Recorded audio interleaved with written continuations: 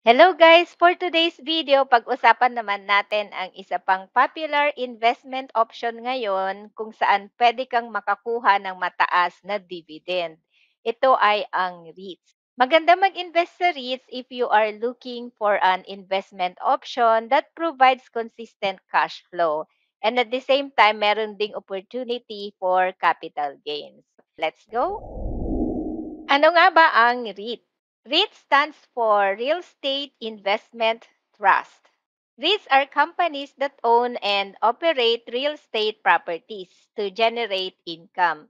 These properties can include hospitals, shopping malls, and other types of commercial spaces. You as an investor, you can buy shares in a REITs. And then REITs will let you earn money through yung cash dividends na i-distribute nila from the profits na makukuha nila from their rental income. Over time, pag tumaas ang rental income nila at nadagdagan pa ang properties nila for rent, the share prices may also go up. Kaya merong opportunity for capital gains. What makes REITs unique is that they are required by law to pay out at least 90% of their taxable income to REITs investors in the form of cash dividends. So now I'll talk about the benefits of investing in REITs.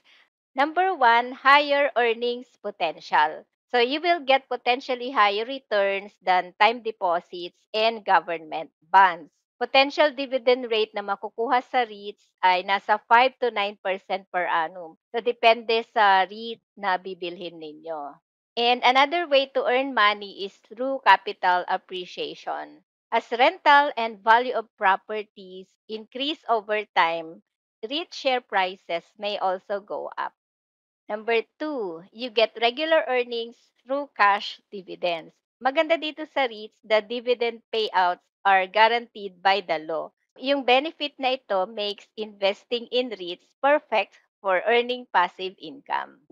Investing in REITs is a lot less expensive versus buying your own property.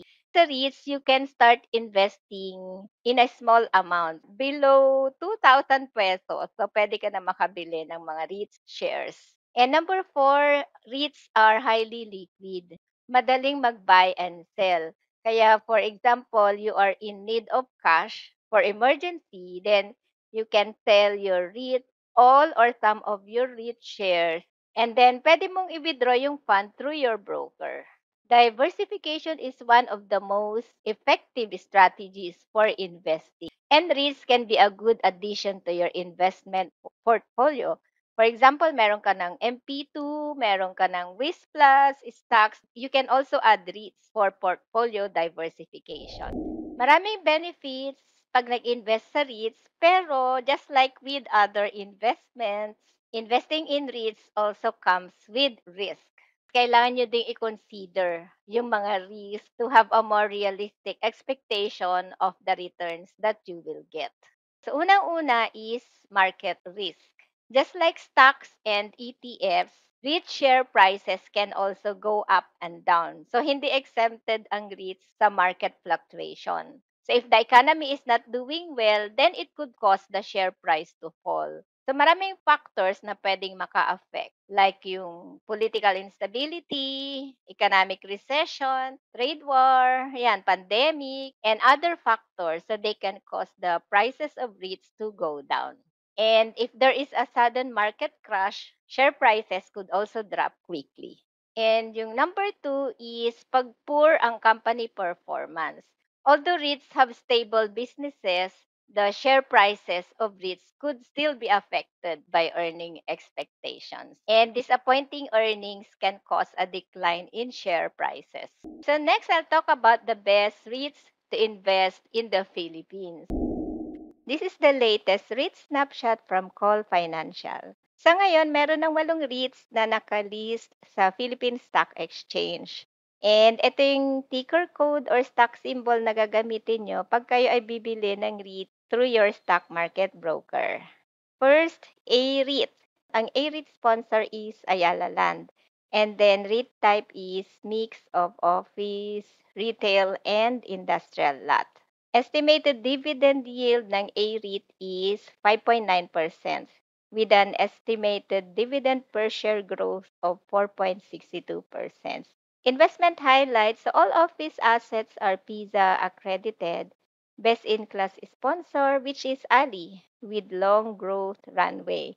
Okay, in terms of risk that growth targets are not met due to delays in acquisition, and higher interest rates may reduce attractiveness of REIT. This is common for other REITs. And ang top REIT holdings nila ay ang Vertis North Commercial Development, Ayala North Exchange, and Laguna Technopark. Okay, so tignan naman natin yung performance ng A-REIT. Nasa ano siya, malapit siya sa 52-week low. Kung titignan natin yung chart, bumaba pa yung share price niya at 33.75. Next naman is yung C-REIT. Ang sponsor nito is Citicorp Renewable Energy Corporation, and the REIT type is Renewable Energy. C-REIT has an estimated dividend yield of 7.34%. And meron din siyang estimated DPS growth of 5.11%. Investment highlights: there's high growth potential through acquisitions funded by the proceeds from the IPO, and tenants supported by reliable operations and attractive offtake contracts. And ito naman yung mga risk: a significant decline in WESM prices could affect the tenant's ability to fulfill their lease obligations to C-REIT. The Citicorp Group's other real estate assets are still under development. Check natin ang performance ng C-REIT. Above na siya ng moving average na 50. And yeah, so mukhang papataas na ang C-REIT. C-REIT is also one of the top picks ng Call Financial. Okay, next is yung DDMPR.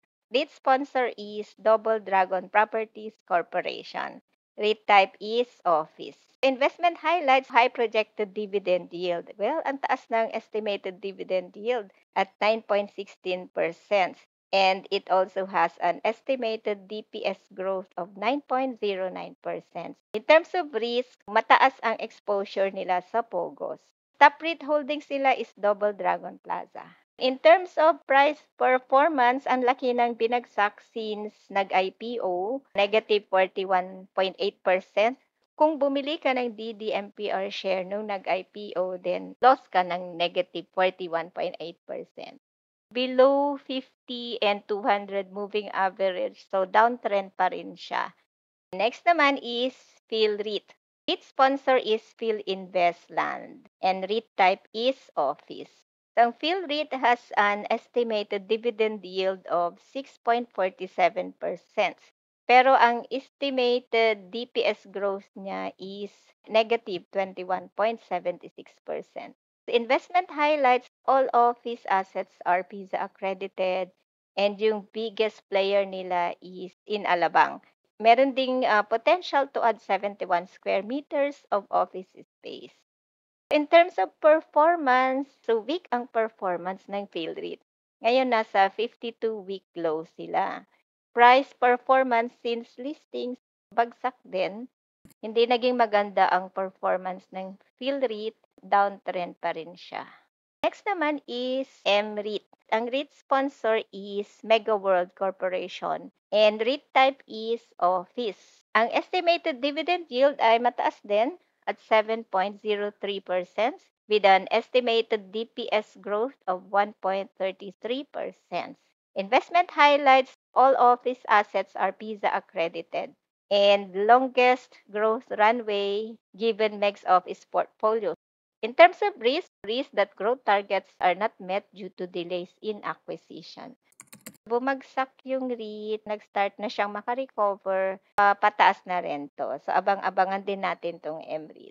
Next is PREIT. Ito pinakabagong REIT na nadagdag sa Philippine Stock Exchange. Taas ng dividend yield at 9.56%. Sponsor is SI Power Corp and Camotes Islands Power Generation Corporation. REIT type is energy. Investment highlights: ang first REIT whose assets are primarily used for social and missionary electrification projects of the sponsors. Nakaposition ang PREIT to benefit from the sponsor's pipeline of renewable energy assets. Meron ding potential for capital appreciation. In terms of risk, growth in dividends ay uncertain pa due to lack of visibility in acquisitions. And top rate holdings is land in Siquijor and land in Poro, Cebu. As of June 9, yung price is 1 peso 50 centavos. So ngayon, same pa rin yung price, hindi tumataas, hindi bumababa. Next one is yung RCR. Ang RCR isa rin sa call topic. Ang sponsor is Robinsons Land Corporation. So malaki yung market capitalization at 61.7 billion. Mataas din yung dividend at 6.78%. Estimated DPS growth ay 0. The investment highlights all office assets are PISA accredited and most geographically diversified portfolio. Meron ding potential to add 180,000 square meters of PISA accredited office space. In terms of risk that growth targets are not met due to delays in acquisition. I-check naman natin yung performance. Ngayon, nasa 5.6 yung price. As of June 9 is nasa 5.75. Last sa list ay ang VREIT. Ang REIT sponsor is Vista Land and Lifescape Inc. So, kay Manny Villar ito. Mataas ang estimated dividend yield ng VREIT at 9.52%. Ang estimated DPS growth is 63.18%. The investment highlights synergies with the Villar Group's retail ecosystem. And nakaposition din siya to take advantage of the post-pandemic consumption recovery. And meron ding high future growth potential. In terms of risk, increasing share of revenues from Villar Group could be seen as concentration risk. And revenues from retail spaces have a variable component, which could result in positive or negative surprise in dividends. So, bumagsak din yung price. So, mukhang papataas na rin siya. So, yan ang 8 REITs na nakalist ngayon. And among the 8 na REITs, si A-REIT, si C-REIT at RCR ang top pick ng Call Financial.